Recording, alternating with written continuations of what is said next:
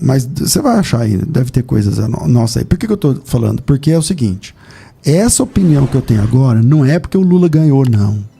Não é porque o Lula ganhou, não. E eu não sou de esquerda. Eu nunca votei no PT. Se o PT for candidato o ano que vem agora, não pretendo votar também. Eu estou falando isso agora, antes da minha resposta, porque quando eu vou responder essa pergunta, todo mundo começa a me xingar, porque eu estou passando pano, porque não sei o que lá. Não é isso. Tá? Não voto, não indico, não sei o que. Só que é o seguinte, a Bíblia diz que nós temos que orar pelos nossos governantes. A Bíblia diz que nós devemos orar pelos nossos governantes. Se você pegar o texto, não é nem o texto, tá? O contexto de Daniel é um cara que foi deportado, ele foi na primeira leva de pessoas deportadas para a Babilônia, e lá na Babilônia ele trata o Nabucodonosor com toda reverência, ele ora, ele revela o sonho e tal. E o Nabucodonosor é o arquétipo de Satanás. Por que eu estou falando isso? Porque na visão da estátua, o Daniel disse, você é a cabeça de ouro. A cabeça da estátua de ouro é você, Nabucodonosor. Você está entendendo? E lá no Apocalipse, a mulher que senta na besta, ela está escrito na cabeça dela, Babilônia, a mãe de todas as prostituições. E mesmo assim, o Daniel chama o Daniel chama o Nabucodonosor de rei dos reis. Capítulo 2, versículo 37. Você é rei de reis, a quem Deus do céu, o Deus do céu conferiu um reino, poder, força e glória. Isso é o Daniel falando para ele.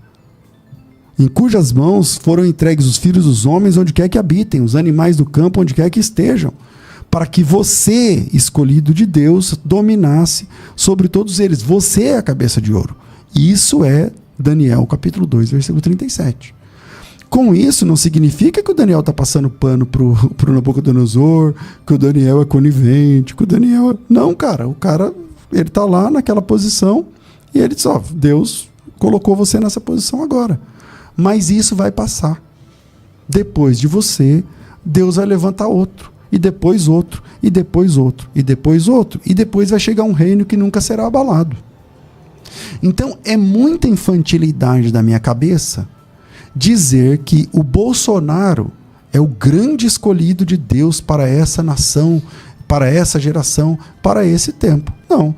Eu digo que no pleito passado e no retrasado, o Bolsonaro representou uma chapa que estava, naquele momento, mais alinhada com os interesses do cristão, as preferências de um cristão.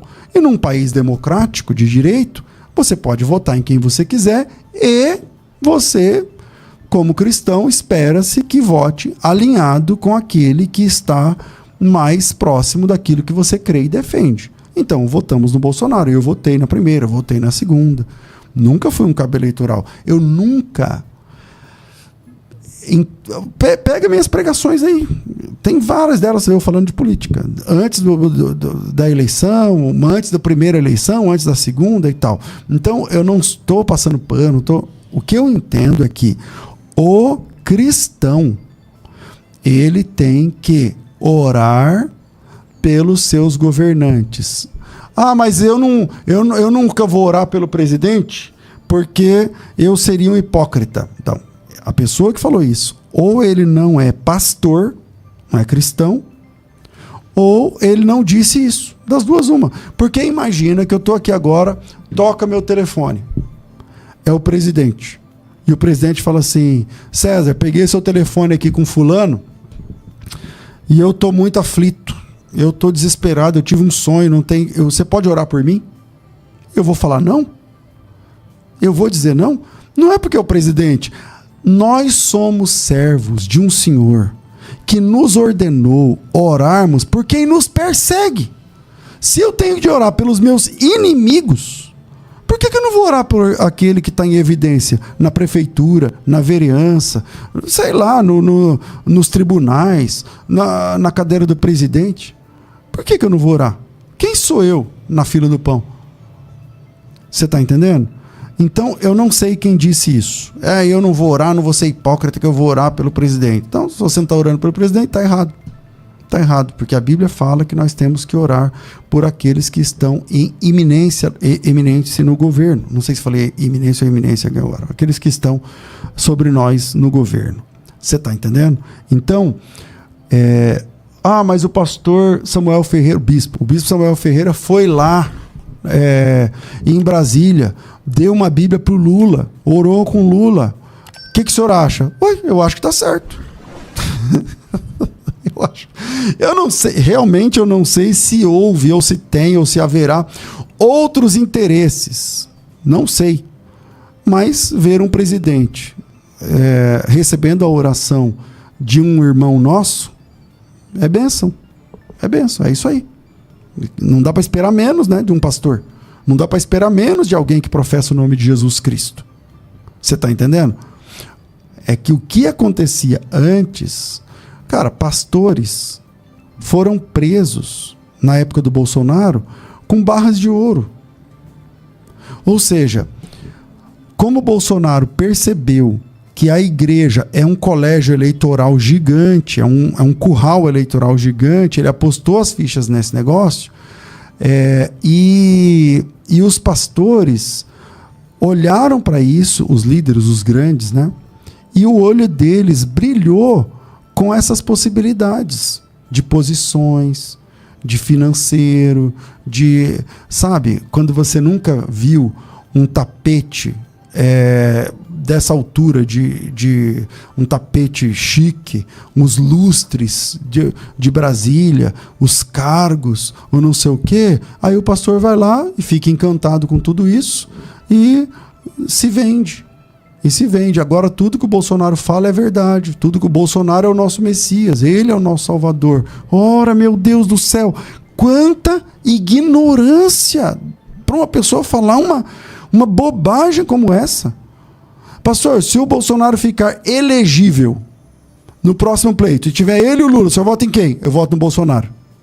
Eu voto no Bolsonaro. Por quê? Porque ele está mais alinhado com o que nós pensamos sobre moral, ética, respeito. É isso. Agora, eu entendo que o Bolsonaro ele é mais salvo do que o Lula? Não, os dois estão no mesmo barco. Os dois estão no mesmo barco. É que um levanta uma bandeira que se aproxima mais do que daquela que nós defendemos. É só por isso. Então, meu voto é do Bolsonaro, só por isso. Agora, se ele for candidato agora, eu vou votar nele. Por quê? É entre ele e o Lula, então eu vou votar nele.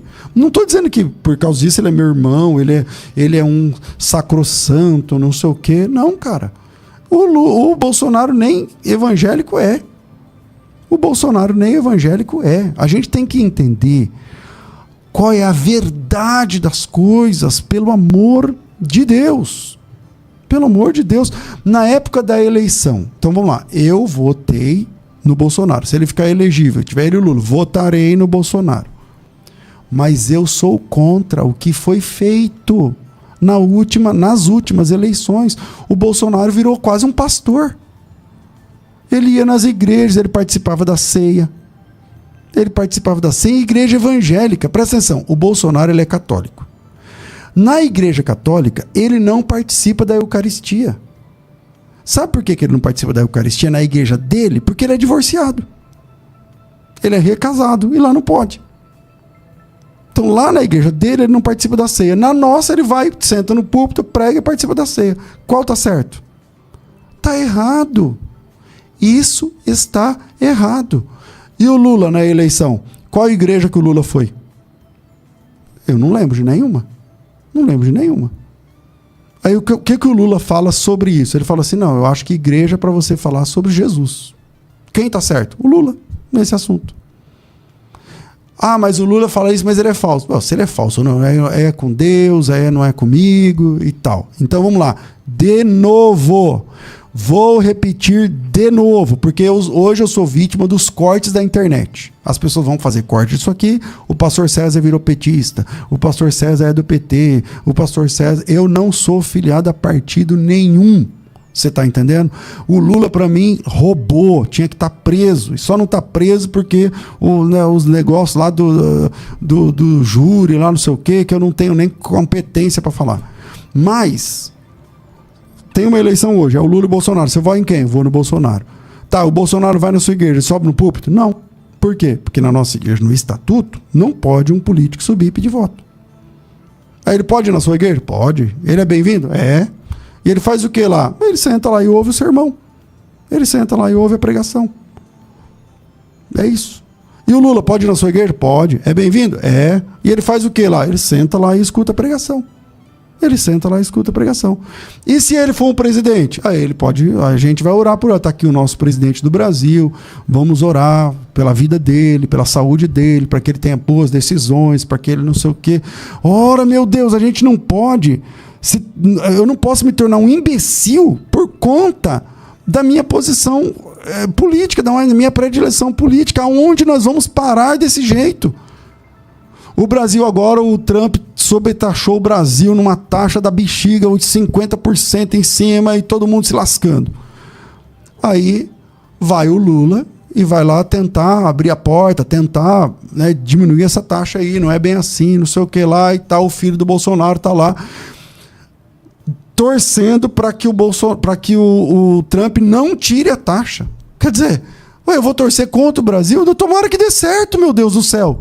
Tomara que o Lula consiga tirar essa taxa maldita em cima do Brasil, que está acabando com o emprego, que está acabando com tudo, acabando com a exportação, né? Com a exportação brasileira, tal, não sei o que lá. Quer dizer, por conta da minha predileção, tem o Lula e tem o Bolsonaro. Eu vou em quem? Vou no Bolsonaro. Mas ele perdeu. Quem ganhou? O Lula. Então o que a gente tem que fazer? Orar pelo Lula. Ele é o nosso presidente. Pronto. É o que o senhor queria? Não. Mas é o que tem, né? Então a gente ora por aquele que tem. E tomara que ele consiga tirar a taxa, tomara que ele consiga pôr imposto zero, tomara que ele consiga equilibrar a economia, tomara que ele consiga... É isso. E se ele convidar o senhor para ir lá orar, o senhor vai? Vou. E se ele for chamar o senhor para ir lá pregar, o senhor vai? Vou. Eu tenho que pregar sem ninguém chamar. Imagina se chamar. Eu tenho que orar pelos meus inimigos. Imagina pelo presidente. Você está entendendo? Então falta para nós uma pitada de sei lá do que, para a gente parar e falar assim, não, peraí, eu não sou seguidor de homens. Eu não sou seguidor de homens. O ano que vem tem eleição. Olha a proposta. Quem está mais alinhado com aquilo que Jesus ensinou a gente? É nesse que a gente vota. É o Bolsonaro? É a mulher do Bolsonaro? É o avô do Bolsonaro? É não sei quem? É tal. Tem Lula? Não tem Lula? Não sei o quê. O Lula está vivo? O Lula está morto? Olhe para o cenário. Vote com consciência. E não permita que a igreja se transforme num comício político.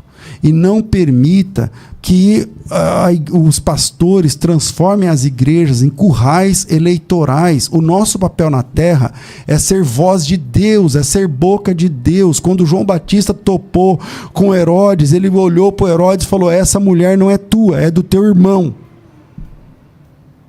Pronto, é o nosso papel na igreja sermos voz de Deus, boca de Deus. Mas quando os homens de Deus se encantam pelos tapetes, pelos lustres, pelos títulos, pelas barras de ouro, termina nisso.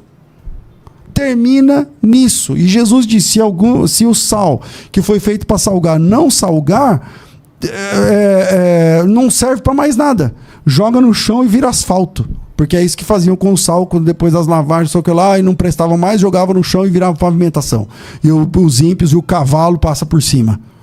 É disso que a gente está falando. Se o nosso papel na igreja é profético, profeta não participa de festa de rei. Rei é uma coisa, profeta é outra coisa. O profeta fala para o rei o que Deus está mandando falar. O senhor é rei? Sou. Então assim diz o senhor para a tua vida. Pá, e pronto. Você está entendendo? Esse era o papel da igreja. Esse era o papel da igreja. Se ele chamar para orar, O senhor acha que tem que orar? Deve orar. Parabéns ao bispo Samuel Ferreira e a todos que oram, porque é o nosso chamado. Meu Deus do céu. Obrigado, já passou a hora.